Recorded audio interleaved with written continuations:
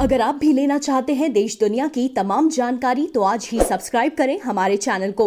साथ ही नीचे दिए बेल आइकन को जरूर दबाएं ताकि हर अपडेट आप तक पहुंच सके। नमस्कार, प्रभावसाक्षी न्यूज नेटवर्क पर आप सभी का स्वागत है। बिहार विधानसभा चुनाव के लिए राजनीतिक दलों ने अपनी अपनी तैयारियां शुरू कर दी हैं। बीजेपी वर्चुअल रैलीज के माध्यम से अपने कार्यकर्ताओं को, नेताओं को संबोधित करने का काम शुरू कर चुकी है। संगठन स्तर पर बीजेपी की बैठकें लगातार जारी हैं। कार्यकर्ताओं से फीडबैक लिया जा रहा है, नेताओं से राय ली जा रही है। वहीं जेडीयू की भी अपनी तैयारियां चल रही हैं। एलजेपी ने भी तैयारियां शुरू कर दी हैं। एनडीए में सीटों को जो बंटवारा होना है उसको लेकर विचार विमर्श शुरू हो चुका है। बात लगातार आगे बढ़ रही है। महागठबंधन की बात करें तो तेजस्वी यादव ये कह रहे हैं कि फिलहाल जो इस तरह से कोरोना फैला हुआ है या जो अभी बाढ़ का जो आलम है उसको देखते हुए चुनाव को थोड़ा टाल दिया जाना चाहिए, चुनाव की चिंता नहीं करनी चाहिए। उधर महागठबंधन में ये भी एक विवाद का विषय बन गया है कि सीएम उम्मीदवार कौन होगा। मांझी की बात करें, जीतन राम मांझी की, जो कि पूर्व मुख्यमंत्री हैं, वो कह रहे हैं कि महादलित को सीएम उम्मीदवार बनाना चाहिए, जिस पर आरजेडी की तरफ से भी कुछ कहा नहीं गया है, लेकिन दिखाता है कि किस तरीके से सिर्फ फुटबॉल वहां पर है। फिलहाल अगर हम एनडीए की बात करें तो एनडीए में बीजेपी ने एक फॉर्मूला सामने रखा है कि किस आधार पर सीटों का बंटवारा किया जाएगा। बीजेपी के जो राज्य प्रभारी हैं भूपेंद्र यादव, उन्होंने ये फॉर्मूला आगे रखा है। आइए आपको बताते हैं क्या है ये फॉर्मूला। भाजपा महासचिव और बिहार के प्रभारी भूपेंद्र यादव का कहना है कि राज्य विधानसभा के आगामी चुनाव में विनेबिलिटी यानी जीत की क्षमता के आधार पर राष्ट्रीय जनतांत्रिक गठबंधन यानी एनडीए के घटक दलों के बीच सीटों का सम्मानजनक बंटवारा होगा।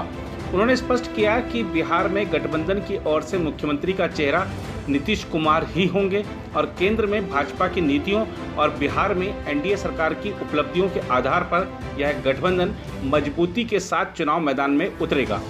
एक साक्षात्कार में भूपेंद्र यादव ने राष्ट्रीय जनता दल के नेता तेजस्वी यादव पर भी करारा हमला किया और कहा कि बिहार विधानसभा का चुनाव भारत निर्माण की लड़ाई है, न कि किसी परिवार को सत्ता और सिंहासन पर पहुंचाने की।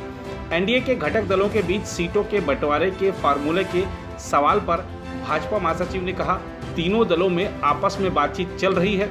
सम्मान पूर्वक तरीके से गठबंधन में विनेबिलिटी को देखते हुए हम सीटों को आपस में वितरित करेंगे और सही समय पर इसका निर्णय हो जाएगा। भूपेंद्र यादव पिछले दिनों बिहार दौरे पर थे। इस दौरान उन्होंने संगठन स्तर पर कई बैठकें की और साथ ही गठबंधन के वरिष्ठ नेताओं मुख्यमंत्री नीतीश कुमार और एलजेपी नेता चिराग पासवान से भी अलग अलग चर्चा की। उन्होंने कहा, बीजेपी, जेडीयू और एलजेपी का गठबंधन मजबूती के साथ बिहार के चुनाव में उतरेगा। केंद्र में भाजपा की नीतियों और बिहार में गठबंधन सरकार की उपलब्धियों के आधार पर हम चुनाव लड़ेंगे। राजस्थान से भाजपा के राज्यसभा सदस्य भूपेंद्र यादव ने कहा, मैंने सभी जिलों में स्पष्टता के साथ कार्यकर्ताओं से बातचीत की और पार्टी में एक स्पष्ट निर्णय है कि वह गठबंधन में चुनाव लड़ेगी। बिहार में मुख्यमंत्री का चेहरा नीतीश कुमार और उप मुख्यमंत्री सुशील कुमार मोदी हैं। राज्य में कोरोना संकट, बाढ़ की स्थिति के अलावा भ्रष्टाचार और अपराध जैसे मुद्दों पर मुख्यमंत्री नीतीश कुमार की सुशासन बाबू की छवि पर उठ रहे सवालों को उन्होंने विपक्षी दलों का राजनीतिक स्वार्थ बताया। उन्होंने कहा कि जहां तक कोरोना और बाढ़ का सवाल है, बिहार की सरकार पूरी सजगता के साथ इनका मुकाबला कर रही है और स्थिति को नियंत्रण में करने का प्रयास कर रही है। उन्होंने कहा, बिहार की भौगोलिक स्थिति के कारण हर वर्ष बाढ़ आती है, उसका भी निपटारा किया जा रहा है, लेकिन मुझे लगता है कि सजगता के साथ एक सुशासन देकर हम स्थिति का पुरजोर तरीके से मुकाबला कर रहे हैं। भूपेंद्र यादव ने कहा कि बिहार में एनडीए के शासनकाल में 10% की आर्थिक विकास दर को हासिल किया गया। बिजली, पानी और सड़क जैसी मूलभूत समस्याओं को हल किया गया है और लड़कियों की शिक्षा व शराबबंदी जैसे विषय पर बिहार में अभूतपूर्व सामाजिक कदम उठाए गए हैं। उन्होंने कहा, बिहार में जन सहभागिता के आधार पर हमने सुशासन को स्थापित किया है।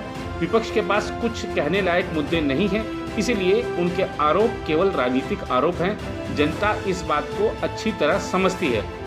उल्लेखनीय है कि बिहार में नेता प्रतिपक्ष तेजस्वी यादव कोरोना संक्रमण, बाढ़, भ्रष्टाचार और अपराध जैसे मुद्दों पर बिहार सरकार के सुशासन के दावों को लेकर हमलावर हैं और लगातार सवाल उठा रहे हैं। कांग्रेस के पूर्व अध्यक्ष राहुल गांधी ने भी पिछले दिनों बिहार में कोरोना वायरस के तेजी से पैर पसारने को लेकर प्रदेश की जेडीयू बीजेपी सरकार पर निशाना साधा और दावा किया कि वहां की स्थिति ने सुशासन का पर्दाफाश कर दिया है। तेजस्वी यादव पर पलटवार करते हुए भाजपा महासचिव ने कहा कि बिहार को लेकर उनके पास कोई दृष्टि नहीं है। उन्होंने कहा, तेजस्वी ने कौन सा विजन प्रस्तुत किया है। ये लड़ाई कोई राजनीतिक परिवारों की लड़ाई नहीं है, ये देश की जनता को उसका सुरक्षित भविष्य देने की लड़ाई है, देश के नौजवानों की आकांक्षाओं के अनुरूप भारत निर्माण करने की लड़ाई है। उन्होंने कहा ये भारत निर्माण की लड़ाई है, किसी परिवार को सत्ता और सिंहासन पर पहुंचाने की लड़ाई नहीं है। लड़ाई मूलभूत रूप से सामाजिक समता के सिद्धांतों को घर घर पहुंचाने की है।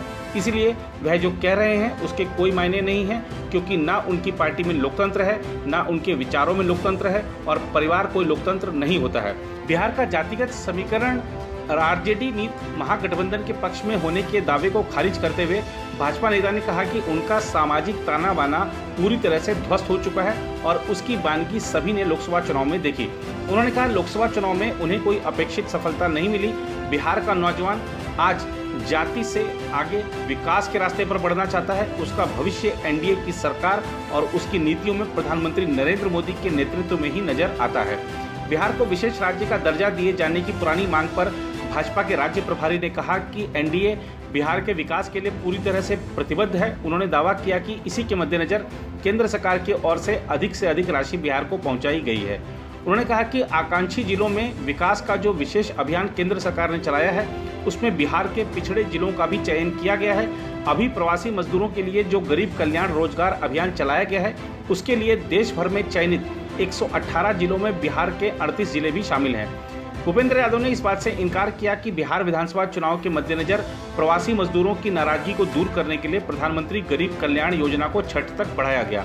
उन्होंने कहा कि लॉकडाउन की शुरुआत से ही केंद्र सरकार की ओर से कई कदम उठाए गए। उन्होंने कहा कि पहले चरण में सरकार ने 1,76,000 करोड़ रुपए की जन कल्याण योजना को गरीब कल्याण राशि के रूप में वितरित किया था, जिसका सीधा लाभ 20 करोड़ जनधन खातों में, 8 करोड़ उज्ज्वला खातों में, 8 करोड़ किसानों के खाते में, 3 करोड़ सामाजिक सुरक्षा अंतर्गत जो पेंशनधारी हैं उनके खातों में गया है। उन्होंने कहा इसके अतिरिक्त राशन का वितरण भी किया गया। बिहार सरकार ने राशन वितरण के कार्यक्रम को बहुत सफलतापूर्वक किया है और अभी जो छठ तक राशि वितरण का कार्यक्रम है उसको बिहार की सरकार सफलतापूर्वक क्रियान्वित कर रही है। उधर महागठबंधन में जो उठापटक चल रही है उस पर जेडीयू नेता राजीव रंजन प्रसाद ने किया है कटाक्ष। क्या कटाक्ष है, आइए आपको सुनाते हैं। बिहार में विपक्ष के लिए कोई उम्मीद की किरण बनती हुई नहीं दिख रही है। जनता ने मन बना लिया है नीतीश कुमार जी के नेतृत्व में एक बार फिर 2020 में प्रचंड बहुमत के साथ एनडीए की सरकार बनेगी और 2019 के लोकसभा चुनाव के जो नतीजे हैं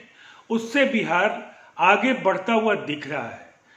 जो भी सियासत की गुंजाइश ढूंढने वाले महागठबंधन के नेतागण हैं उन्हें जरूर ये समझ लेना होगा कि मुख्यमंत्री पद का चेहरा वो किसको बनाते हैं नहीं बनाते हैं, उससे अहम है कि जनता किसको अगली बार एक बार फिर बिहार का कमान देना चाहती है। और वैसी स्थिति में आरएलएसपी हो या कांग्रेस हो या राष्ट्रीय जनता दल हो या उनके साथ रहने वाले वीआईपी जैसे छोटे दल जो भी साथ हैं, इन दलों को जनता ने पहचान लिया और संदेश बिल्कुल स्पष्ट है कि चुनाव के नतीजों को लेकर के विपक्ष को किसी भ्रम में नहीं रहना चाहिए। 3/4 से ज्यादा सीटों पर एनडीए एक बड़ी जीत की तरफ बढ़ रही है।